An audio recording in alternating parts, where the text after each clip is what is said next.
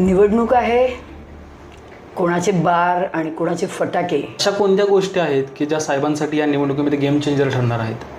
तर game changer वगैरे या गोष्टीवर माझा विश्वास नाही, पण कोरोनातलं केलेलं काम, लोकांसाठी दिलेला वेळ, लोकांच्या आरोग्याची केलेली विचारपूस, मोठी बहीण आशीर्वादाच्या स्वरूपात कायम माझा त्याला आशीर्वाद राहणार आहे आणि मी त्याच्यासाठी कायम काम करत राहावी हा माझा आशीर्वाद असणार आहे. आणि त्याच्याकडून मी ओवाळणी एकच मागणार, मंत्रिपदाची ओवाळणी, आणि त्याचं आयुष्य सुखासमाधानाने जावं. नमस्कार, मी ऋषिकेश घोरपडे आपलं स्वागत करतो. राज्यात विधानसभेची निवडणुकीची धामधूम सुरू असताना आलेल्या दिवाळीने या निवडणुकीला वेगळेच रंग दिलेले आहेत. कोरेगाव विधानसभा मतदारसंघाचे आमदार माननीय महेशदादा शिंदे यांच्या ताई म्हणजे डॉक्टर अरुणाताई बर्गे आज आपल्यासोबत आहेत. नमस्कार ताई. नमस्कार ताई, या निवडणुकीमध्ये विरोधकांचे बार आपण कसे काय निकामी ठरवणार आहोत का? निवडणूक आहे, कोणाचे बार आणि कोणाचे फटाके हे तर आम्हाला काही माहीत नाही आहे, पण आम्ही वर्क एथिक्सवाली माणसं आहे. आमचं काम एक दिवस चालू नाही आहे. गेली 5 वर्ष, त्याच्या आधीचे 2 वर्ष, अविरत 7 वर्ष मतदारसंघामध्ये महेशदादा काम करत आहेत. त्यांच्या खांद्याला खांदा लावून मी काम करते. तर बार निकामी आपोआप होणार. आरोग्याची कामं करतो आहे आम्ही. कोरोनामध्ये आम्ही 2.5 वर्ष काम केलं. रस्त्याचं जाळं मिळलं महेश शिंदे साहेबांनी, आणि 98% भाग सिंचनाखाली आला आहे कोरेगाव खटाव मतदारसंघाचा. तर तुम्ही सांगा मग हे बार याच्यासमोर राहतील का आपोआप जातील? आम्ही निकामं करण्याचं काम करणार नाही, ते आपोआप होतील. अशा कोणत्या गोष्टी आहेत की ज्या साहेबांसाठी या निवडणुकीमध्ये गेम चेंजर ठरणार आहेत? गेम चेंजर या गोष्टीवर माझा विश्वास नाही आहे, पण हे केलेलं कामच लोकांच्या इतकं मनात आहे की लोकांनीच ही निवडणूक हातात घेतलेली आहे. मला कालच दिसलं, जी प्रचंड गर्दी होती, कुठंही न बोलवता उत्स्फूर्तपणे आलेले लोक होते. फक्त एक आवाहन केलं होतं साहेबांनी की माझा अर्ज भरायचा आहे आणि या. तर गेम चेंजर वगैरे या गोष्टीवर माझा विश्वास नाही, पण कोरोनातलं केलेलं काम, लोकांसाठी दिलेला वेळ, लोकांच्या आरोग्याची केलेली विचारपूस, आपल्या राज्यामध्ये एकनाथजी शिंदे साहेबांनी केलेलं मोठ्या प्रमाणात महिलांसाठीचं काम, लाडकी बहीण योजना, महिलांना 3 सिलेंडर मोफत, वीज बिल जे माफ आहे, आणि अशा अनंत योजना ज्या केंद्रातून आणि राज्यातून आपल्यापर्यंत पोहोचल्या, सक्षमपणे आम्ही पोहोचवल्या आणि त्या वास्तवात पण आल्या. या सगळ्या गोष्टींचा मिळून बदल हा बदल म्हणजे अशा पद्धतीने लोकांच्या मनात झाला आहे. मागच्या वेळी 6,000चा फरक असेल तर यावेळी 60,000 ते 70,000चा फरक येणार आहे. दिवाळी आलेली आहे, तर या भाऊबीजेला साहेबांकडून ओवाळणी म्हणून तुम्ही काय मागणार आहात आणि आशीर्वादाच्या स्वरूपात त्यांना काय देऊ इच्छिता तुम्ही? मोठी बहीण आशीर्वादाच्या स्वरूपात कायम माझा त्याला आशीर्वाद राहणार आहे आणि मी त्याच्यासाठी कायम काम करत राहावी हा माझा आशीर्वाद असणार आहे. आणि त्याच्याकडून मी ओवाळणी एकच मागणार, मंत्रिपदाची ओवाळणी, आणि त्याचं आयुष्य सुखासमाधानाने जावं. विविध योजना राबवल्या जात आहेत, तर आपले जे काही विरोधक आहेत त्यांच्याकडून कायम टीका होत राहत आहेत, आरोप प्रत्यारोप होत राहतात. तर विरोधकांच्या या भूमिकेवरती तुमचं काय मत आहे? कसं आहे, विरोधकांचं कामच ते आहे की टीका करणे. माझं एकच म्हणणं आहे की विरोधकांनी पण अशी कामं करून दाखवावी. खऱ्या अर्थानं सुजलाम सुफलाम महाराष्ट्र राहील. आपला सुजलाम सुफलाम आपला मतदारसंघ राहील. लोकांच्या आरोग्याच्या योजना कराव्यात, त्यांनी पण करावं. त्यांनी टीका करण्यापेक्षा त्यांनी इथे काम करावं. तर ताई, तुम्ही एवढे वर्ष वैद्यकीय क्षेत्रामध्ये कार्यरत आहात, तर जनतेच्या सेवेसाठी वैद्यकीय क्षेत्रामध्ये काही काम करण्याची गरज आहे किंवा अशा काही गोष्टी आहेत ज्या तुम्हाला कराव्या वाटत आहेत? मी आरोग्य क्षेत्रात काम करत असताना एकच जाणवतं की जो आर्थिक दुर्बल घटक आहे, अक्षरशः वणवण होते त्याची. एखादा ॲक्सिडेंट होईल घरातला किंवा एखादं ऑपरेशन निघेल, अचानक कोणी डेंग्यूसारख्या तापाने कुठल्याही आजाराने आजारी असेल तर त्याची जी वणवण होते, तर आपण त्यासाठी मुख्यमंत्री जन आरोग्य योजना राबवतो आहे. नंतर स्वखर्चातून खूप साऱ्या गोष्टी करतो आहे. आणि आपल्या आरोग्याच्या MJPJY सारख्या योजना आहेत, किंवा कुठल्या डॉक्टरांकडे कमी खर्चात हे होईल ते मी बघते, महेश शिंदे साहेब बघतात, आमच्या प्रियाताई माझी वहिनी बघते. पंढरपूरला आपलं एक हॉस्पिटल आहे, बऱ्याच योजना आम्ही तिथे अप्लाय केल्या. तर इथं जे होत नाही ते तिथं पण करतो.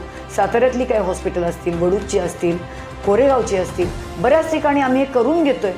पण मला अजूनही वाटतं की खरंच गोरगरीब जनतेसाठी अजून काम व्हायला हवं आहे, आणि ते महेशदादा नक्की करणार, जीव तोडून करणार. कुठल्या पद्धतीने करतील हे महेशदादाच तुम्हाला सांगतील. पण महेशदादांचं एक म्हणणं आहे, मला नेहमी म्हणणार, ताई पैसेवाल्यांसाठी सगळं जग असतं, पण गोरगरिबाला कोणी नाही गं. आपल्याला त्यांना मदत करणं हे आपलं आद्य कर्तव्य आहे. बऱ्याच वेळा आपलं सिद्धगिरी मठावर एक सिद्धगिरी रुग्णालय आहे, तिथं पण बरेच पेशंट आम्ही पाठवतो. आणि अलीकडे मी बघते आहे तर कॅन्सरसारख्या दुर्धर रोगांचं प्रमाण एक प्रचंड वाढलं आहे. तर त्यावेळी बऱ्याच योजना कसं होतं, कॅन्सर पेशंटला दिल्या जातात, पण त्याचा प्रोलॉंग आजार आहे खूप लांबपर्यंत. तर त्या योजनेमधून पेशंट निम्म्यापर्यंत पोहोचतो, नंतर त्यांचे घरातलीही पुंजी संपते, तरी तो आजार कशालाच दाद देत नाही. तर त्या आजारावरती आपल्याला वर्कआउट करण्याची गरज आहे. त्या आजारावरच्या मदतीसाठी आपल्याला वर्कआउट करण्याची गरज आहे. तेच गोष्ट सांगते, आत्तापासून पुढे करण्यासाठी जन्मापासून पाठचा भाऊ आहे तो, आणि त्याची पाठ राखणं असं नाही, पण करणारो हे नाळेचं नातं आहे, हे रक्ताचं नातं आहे. कुठल्या परका माणसासाठी थोडंच काम करायचं आहे. आणि माझा भाऊ जर चुकीचा वागत असता तर मी कधीही त्याला साथ दिली नसती. एवढ्या आध्यात्मिक मार्गाचा, गोरगरिबांविषयी एवढी तळमळ असणारा, ज्या जनतेनं त्याला निवडून दिलं, त्यांचा पालक म्हणून त्यानं केलेलं कोरोनातलं काम माझ्या इथं राहिलेलं आहे. त्यानं केलेलं 98% सिंचन, 98% जी जमीन ओलिताखाली आली ते काम माझ्या इथं आहे. आणि मला एक गोष्ट तुम्हाला सांगायची राहिली, आत्ता साहेब निवडून आल्यावर 7,000 लोकांच्या रोजगाराचं काम साहेबांनी, रोजगार देणार, 7,000 मुलांना रोजगार देणार. बेरोजगारीवर फार मोठ्या प्रमाणात त्यांना काम करायचं आहे. मुलांना व्यसनापासून दूर करायचं आहे. व्यसनमुक्त आणि बेरोजगारीमुक्त मतदारसंघ साहेबांना तयार करायचा आहे. तुम्हाला एक सांगते, यावेळी दुष्काळाचा कलंक पुसला गेला आहे, तो आयुष्यभर या मतदारसंघावरचा दुष्काळाचा कलंक पुसला जावा ही परमेश्वरचरणी प्रार्थना. आणि माझ्याकडून देणारं मी लोकांसाठी प्रचंड काम करणार आहे, आणि ते मी त्याला गिफ्ट देणार आहे. 60 ठिकाणी असणाऱ्या कृष्णा वैद्यकीय संस्थेमध्ये वैद्यकीय क्षेत्रामध्ये काम करणारी जी काय संस्था आहे, त्याच धर्तीवरती आपल्या भागामध्ये एखादं वैद्यकीय रुग्णालय उभारून जनतेच्या सेवेसाठी काय करता येईल, असं काय दूरदृष्टी आहे आपली? 100% करता येईल, साहेब करतील. आणि कृष्णाही काय वाईट नाही, फार छान आहे आणि ॲक्सेसिबल आहे. तुम्हाला सांगू का, शेवटी आयुष्य हे लिमिटेड आहे. तुम्ही कितीही योजना करा, किती काय करा, आता कोरोनातलंच सांगते, शेवटी सगळं परमेश्वराच्या हातात आहे. ज्या महेशदादांनी कोरोनाच्या काळात या जगावर एवढं महाभयानक संकट असताना म्हणजे मदत केली म्हणत नाही, परमेश्वरानं सद्बुद्धी दिलेलीच आहे आणि अजून दिली, आणि घडवून घेतलं परमेश्वरानं आमच्याकडून. तर तुम्हाला सांगते, मुलगा आईला विचारत नव्हता, आई मुलाला विचारत नव्हती, कुठला नातेवाईक आपल्याला विचारत नव्हता. एकंबे गावामध्ये एका वस्तीमध्ये आम्हाला फोन आला की साहेब, कालपासून इथे कोणी फिरकलेलं नाही, 2 घरांची दारं बंद आहेत. त्या क्षणाला साहेबांनी एक ॲम्ब्युलन्स बरोबर घेतली, आमचीच ॲम्ब्युलन्स होती, आणि गाडी घेतली आणि गेले. तर कसं तरी त्या घराचं दार लोटलेलं होतं, कडी पण लागलेली नव्हती. गेल्यावर एका कोपऱ्यामध्ये एक आजी आणि किचनमध्ये आजोबा असे निश्चित पडले होते, कोणी काही दिलं नव्हतं.